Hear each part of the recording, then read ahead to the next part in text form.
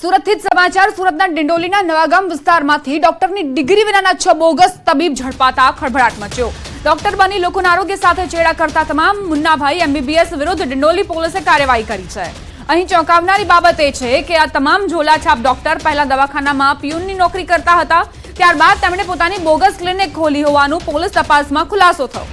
મહત્વનું છે કે પોલીસે ડમી દર્દી મોકલ્યો હતો, ત્યારબાદ મુખ્ય જિલ્લા આરોગ્ય અધિકારી અને જિલ્લા પંચાયતની ટીમને સાથે રાખી પોલીસે રેડ કરીને વિવિધ વિસ્તારમાંથી 6 નકલી તબીબોને ઝડપી પાડ્યા।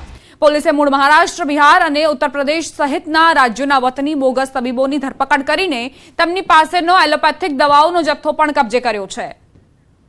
સંવાદદાતા કીર્તેશ જોડાયેલા છે વધુ જાણકારી સાથે। કીર્તેશ, વધુ એક વખત આ બોગસ તબીબો પર સકંજો કસાયો છે, શું જાણકારી? બિલકુલ, સુરતમાં જે શ્રમ વિસ્તાર છે ત્યાં આગળ કેટલાક મોટવેદ તબીબો એટલે કે મુન્નાભાઈ એમબીબીએસ બનીને સારવાર આપતા હોય છે અને દર્દીઓના જીવ સાથે ચેડા કરતા હોય છે, ત્યારે આવા તબીબોને પકડી પાડવા માટે સુરત પોલીસ ખાસ અભિયાન ચલાવી રહી છે। ત્યારે ગઈકાલે ડિંડોલી પોલીસને હકીકત મળી હતી કે તેમના વિસ્તારમાં 6 જેટલા બોગસ તબીબો ક્લિનિક ચલાવી રહ્યા છે અને તે પહેલા કોઈ હોસ્પિટલમાં પટાવાળા તરીકે કામ કરતા હતા। આ તમામ જાણકારી મળતાની સાથે આરોગ્ય વિભાગની ટીમને સાથે લઈને ડિંડોલી પોલીસે સર્ચ અને દરોડાની કામગીરી કરી હતી, જેમાં 4 પુરુષ અને 2 મહિલા તબીબ મળી 6 લોકોની ડિંડોલી પોલીસે ધરપકડ કરી છે। તેમના વિરુદ્ધ કાયદેસરની કાર્યવાહી કરવામાં આવી છે, તેનો એક રિપોર્ટ આરોગ્ય વિભાગને મોકલવામાં આવ્યો છે। આભાર કીર્તેશ જાણકારી આપવા માટે। હવે આગળ વાત વિભાજનના વિરોધની।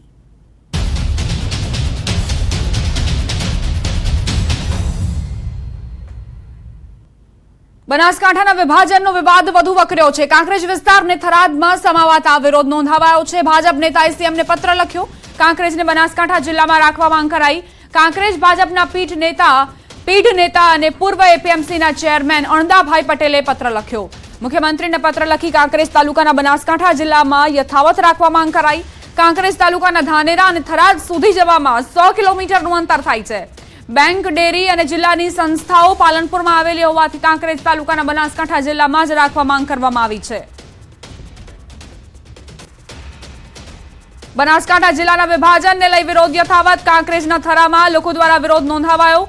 કાંકરેજ વિસ્તારને નવા જિલ્લામાં સમાવેશ કરાતા થરામાં લોકોએ ધંધા રોજગાર બંધ રાખીને પોતાનો વિરોધ દર્શાવ્યો છે। થરામાં સજ્જડ બંધ પાડીને ધારાસભ્ય સહિત વેપારીઓ અને સ્થાનિકો એકત્રિત થઈ બેઠક કરી કાંકરેજ અને બનાસકાંઠામાં રાખવાની માંગ સ્વીકારવામાં નહીં આવે તો ઉગ્ર આંદોલનની ચીમકી ઉચ્ચારવામાં આવી છે।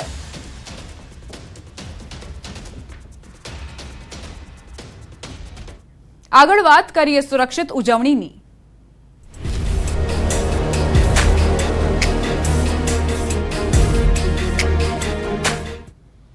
કાતિલ દોરીથી સાવધાન થઈ જજો। કાતિલ દોરીથી વડોદરામાં વૃદ્ધનું ગળું કપાયું। હાથીખાના પાસે 2 વ્હીલર પર જતા આ ઘટના બની। પતંગની દોરીથી તેમનું ગળું કપાતા સારવાર માટે ખસેડાયા। સારવાર દરમિયાન 8 જેટલા ટાંકા લેવા પડ્યા।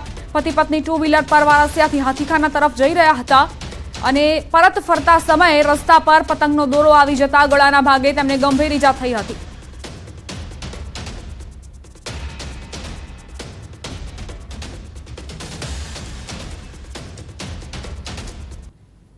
કાતિલ દોરીથી સાવધાન રહેજો। 1 અઠવાડિયામાં 3 લોકોના ગળા કપાયા। કાતિલ દોરીથી 3 લોકોના ગળા કપાતા ઈજાગ્રસ્ત થયા છે। ઉત્તરાયણ પહેલા કાતિલ દોરીએ કહેર વરસાવ્યો છે। 2 વ્હીલર લઈને જતા હોય તો ખાસ ધ્યાન રાખજો। કાતિલ દોરી ક્યારે ગળું કાપી લે તેનો ખ્યાલ પણ નથી રહેતો।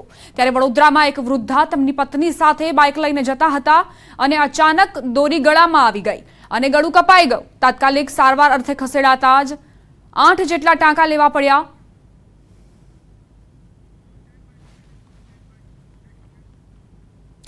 માતા પિતા તમારા બાળકોનું ખાસ ધ્યાન રાખજો। સુરતનો એક વિડીયો તમામ વાલીઓ માટે લાલબત્તી સમાન કિસ્સો છે। એક પતંગ માટે બાળકે પોતાના જીવને જોખમમાં મૂક્યો। બોમ્બે માર્કેટ પાછળના ઉમરવાડામાં જ્વલંત ટાઉનશીપનો વિડીયો વાયરલ થયો। વિડીયોમાં સાફ જોઈ શકાય છે કે બાળક એક પતંગ લેવા માટે એક ધાબા પરથી બીજા ધાબા પર છલાંગ લગાવી રહ્યો છે। નાની ઉંમરના બાળકને એ ધ્યાન નથી કે પતંગની કિંમત કઈ નથી અને પોતાના જીવને જોખમમાં મૂકી રહ્યો છે। ન્યૂઝ 18 ગુજરાતી આ સમાચાર થકી દરેક વાલીઓને અપીલ કરે છે કે તેઓ પોતાના બાળકોને આવા જોખમ ન લેવા માટે સલાહ આપે।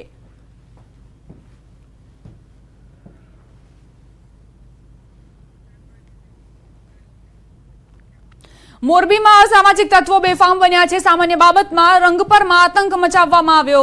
દુકાનદાર સહિત 2 વ્યક્તિ પર હુમલો કર્યો। ધોકા, છરી સહિતના હથિયાર વડે હુમલો કરાયો। 4 શખ્સો સામે ગુનો નોંધાયો છે।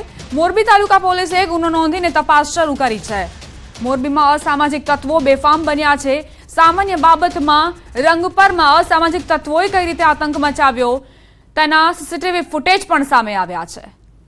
છરી અને ધોકા વડે હથિયારો સાથે 4 શખ્સો સામે ગુનો નોંધાયો છે।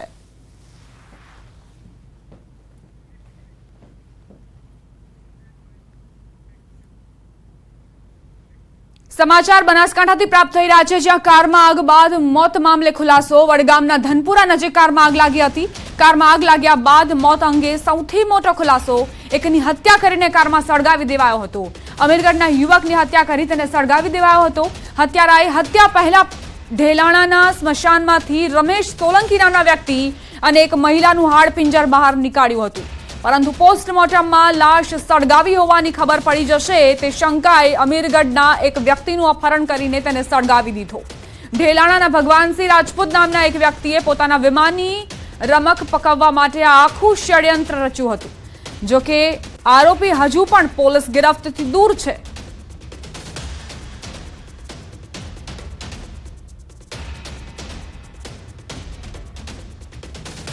રાજકોટમાં પોલીસ કર્મીની હત્યા કરનારનું રિકન્સ્ટ્રક્શન, આરોપીઓને સાથે રાખીને રિકન્સ્ટ્રક્શન કરાયું। સાક્ષી પર પણ જીવલેણો હુમલો કરવામાં આવ્યો હતો। હુમલાના સીસીટીવી ફૂટેજ પણ સામે આવ્યા। રાજા જાડેજાએ સાગરીતો સાથે મળીને આ હુમલો કર્યો। મહત્વનું છે કે બેફામ રીતે બાઇક ચલાવતા પોલીસ કર્મીએ રોક્યા હતા, ત્યારે બાઇકની ચાવી પોલીસ કોન્સ્ટેબલે લઈ લેતા આરોપીઓએ છરી વડે હુમલો કરી દીધો। આ ઈજા થતા હોસ્પિટલમાં કોન્સ્ટેબલને દાખલ કરવામાં આવ્યા હતા। કોન્સ્ટેબલ ત્યાંથી ભાગવા ગયા ત્યારે તમામ આરોપી તેમની પાછળ દોડી તેમને પછાડી દીધા અને છરીના બીજા 2 ઘા માર્યા। બીજા 4 આરોપીઓએ ઢીકાપાટુનો માર મારી કોન્સ્ટેબલનું મોત નિપજાવ્યું।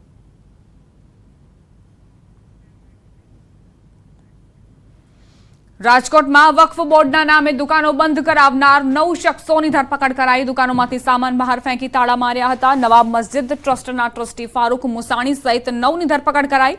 નવાબ મસ્જિદની 3 જેટલી દુકાનોના વેપારીઓની દુકાનના તાળા તોડી સામાન બહાર ફેંકી દેવામાં આવ્યો હતો।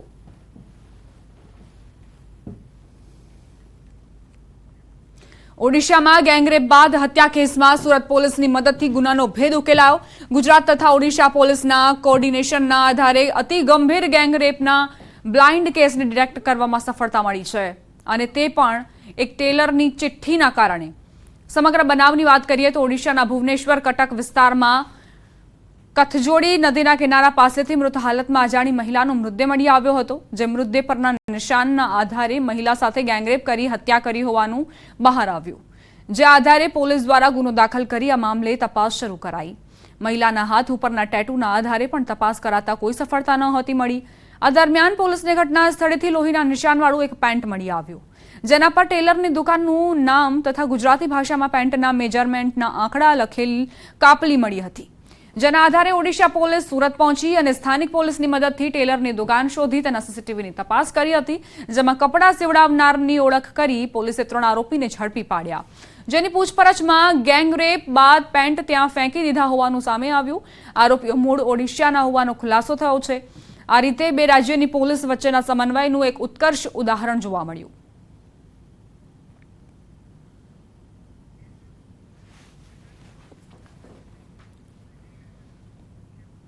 એએમસી પરીક્ષામાં છબરડા કરનાર હેડ ક્લર્ક પુલકિત સથવારાની ધરપકડ બાદ તેને સાથે રાખી રિકન્સ્ટ્રક્શન કરવામાં આવ્યું હતું।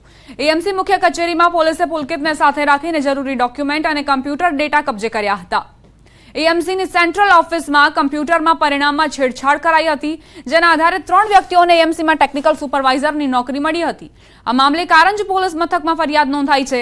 સમગ્ર મામલે ખાતાકીય તપાસમાં જાણવા મળ્યું કે 3 વિદ્યાર્થીઓના માર્ક્સમાં છેડા કરવામાં આવ્યા હતા।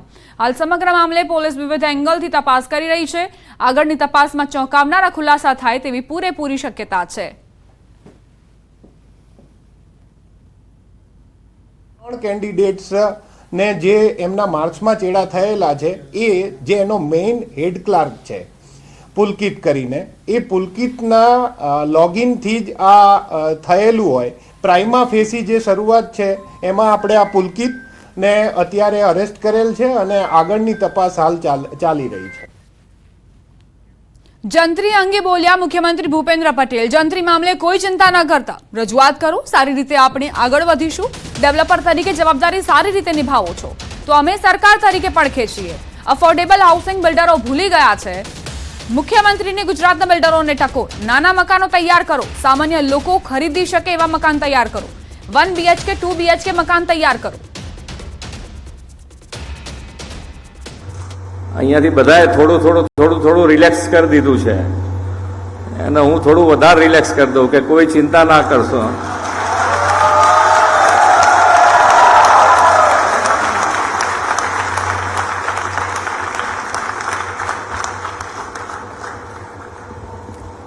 માન્ય વડાપ્રધાન શ્રી પણ હર હંમેશ તમે જુઓ કે ભાઈ સૌનો સાથ સૌનો વિકાસ, તો સૌનો સાથ અમારે લેવો જ છે. તમે બધા સારી રીતે, અમે જે ગેપ આપ્યો છે તમને કે ભાઈ તમે તમારી રજૂઆત કરી શકો, એમાં તમારી રજૂઆત કરજો, એમાંથી સારો રસ્તો હશે એ આપણે અપનાવીને આગળ વધીશું. પણ છતાંય કોઈ ગભરાવાની જરૂર નથી. સારી રીતે આપણે આગળ વધીશું અને વિકસિત ભારત તરફ આપણે આગળ વધવું હોય તો વિકસિત ભારત માટે ડેવલપર અને ડેવલપર તરીકે તમારી જવાબદારી તમે ખૂબ સારી રીતે નિભાવવાની તૈયારી બતાવો છો તો સરકાર તરીકે અમે તમારી સાથે ઊભા રહેવા તૈયાર છીએ. નાના મકાનો કેવી રીતે બનાવી શકાય, 2 બેડરૂમ 1 બેડરૂમ, અને એ મકાન માટે બિલ્ડરને શું ફેસિલિટી જોઈએ એની પણ મારી ખુલ્લા દિલે ચર્ચા કરવાની તૈયારી છે. અને જંત્રી સંલગ્ન જ્યાં જ્યાં તમને FSI ખરીદીથી માંડીને બધુંય તમે જે FSI મોટી વધારે સરકાર આપે છે એમાં જંત્રી આધારિત બેઝ હશે તો એ પણ થોડો સુધારવાનો હશે તો સુધારીશું. પણ તમારે તૈયારી બતાવવી પડે કે અમે આવા નાના મકાનો પણ બનાવીશું અને છેક નીચે સુધી FSIનો ફાયદો કે FSI ખરીદીનો ફાયદો છેક નીચે સુધી નાનામાં નાના માણસ સુધી તમારા તરફથી પહોંચવો જોઈએ. એની વ્યવસ્થા ઊભી કરવા માટે સાથે મળીને હવે ચર્ચા કરવી જોઈએ. અને તમને પણ પ્રોત્સાહિત કરવાની અમારી તૈયારી છે કે તમને નાના મકાન બનાવવાનું પ્રોત્સાહન મળે. કારણ કે જમીન એટલી મોંઘી તમે કરતા જાઓ છો કે એમાં તમને જ પછી એમ થાય કે હવે આમાં તો કેવી રીતે અમારે પેલું બનાવવું. તો એના માટે થોડાક નીતિ નિયમો ચેન્જ કરીએ કે જેથી કરીને તમને પણ પ્રોત્સાહિત કરી શકાય અમારાથી, તમે એ બનાવવા માટે પ્રેરાવો. ક્રેડાઈ ગુજરાતનું શિક્ષણ ક્ષેત્રે મોટું મિશન. ગુજરાતની શાળાઓના કાયાકલ્પનો નિર્ણય લેવાયો. મિશન કાયાકલ્પ અંતર્ગત અપગ્રેડ કરાશે શાળાઓને. અમદાવાદ, ગાંધીનગર જિલ્લાની 51 શાળાઓને અપગ્રેડ કરવામાં આવશે. 25,000થી વધારે વિદ્યાર્થીઓને તેનો લાભ મળશે. મુખ્યમંત્રી ભૂપેન્દ્ર પટેલે નવનિર્માણ શાળાઓનું વર્ચ્યુઅલ ઉદ્ઘાટન કર્યું.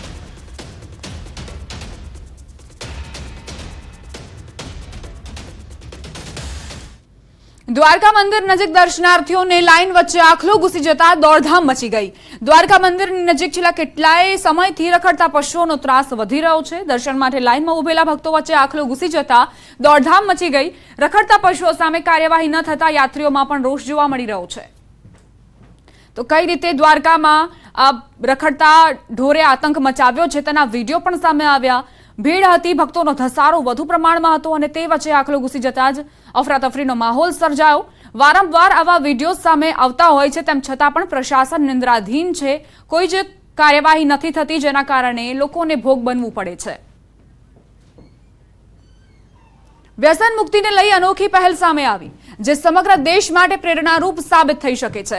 બોટાદ જિલ્લાના જાડીલા ગામે ગ્રામજનોમાં વ્યસન મુક્તિ અંગે જાગૃતિ લાવવા અનોખી બેઠક યોજાઈ, જેમાં વ્યસન મુક્તિ કરનાર ગ્રામજનો માટે ગામની વિશેષ મહત્વ એવી એક જાડીલા શ્રેષ્ઠ જાડીલા એકતા સમિતિમાં વિદેશમાં વસતા કમિટી મેમ્બર દાતાઓ દ્વારા વ્યસન મુક્તિ વ્યક્તિના નામે પ્રથમ વર્ષે વ્યક્તિ દીઠ 5,000 અને બીજા અને ત્રીજા વર્ષે 10,000 રકમ અર્પણ કરાશે.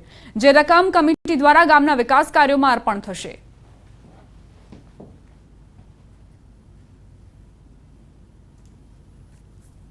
व्यसन मुक्त एक व्यक्ति जो व्यसन मुक्त करશે તો એ પર્સનલી એને તો ફાયદો થવાનો જ છે, એને હેલ્થનો થવાનો છે, પૈસાનો પણ થવાનો છે. અને મને ખ્યાલ છે કે લેડીઝ એના ઘરે હશે, જો વાઇફ હશે, છોકરાઓ હશે તો એને પણ આનંદ મળવાનો છે. એ સિવાયના તળજીભાઈ સુતરિયા જે છે USA, એક વ્યક્તિ દીઠ 5,000 રૂપિયા આ વર્ષે જાળીલાને ધર્માદો કરશે, વ્યક્તિના નામનું જેને વ્યસન મુક્ત કરી છે એના આ દિવાળીએ. અને એ જ વ્યક્તિ આવનાર વર્ષની અંદર 2026ની અંદર જો વ્યસન મુક્ત હશે તો મારાથી મોટા વલ્લભભાઈ ઈશ્વરભાઈ સુતરિયા એ 10,000 રૂપિયા જાળેલાને આપશે. વ્યસનથી ફાયદો એ હતો, એક તો પોતાના જે કઈ ખર્ચા હોય એ એના ઘરમાં રહેશે, અને પ્લસ જે લોકો વ્યસન બંધ કરશે એ લોકોને પહેલા વર્ષ માટે 5,000 રૂપિયા વ્યક્તિ દીઠ આપશે, અને આગળના વર્ષે 10,000 રૂપિયા, અને આગળના વર્ષે 10,000 રૂપિયા. એ અમારા ગામની એક કમિટી છે હાલમાં અમેરિકામાં, એ લોકો ત્યાંથી વ્યક્તિ દીઠ પૈસા આપશે, અને બધા પૈસા અહીંયા આપણા ગામના કોઈ બી સારા કાર્યમાં વાપરવાના.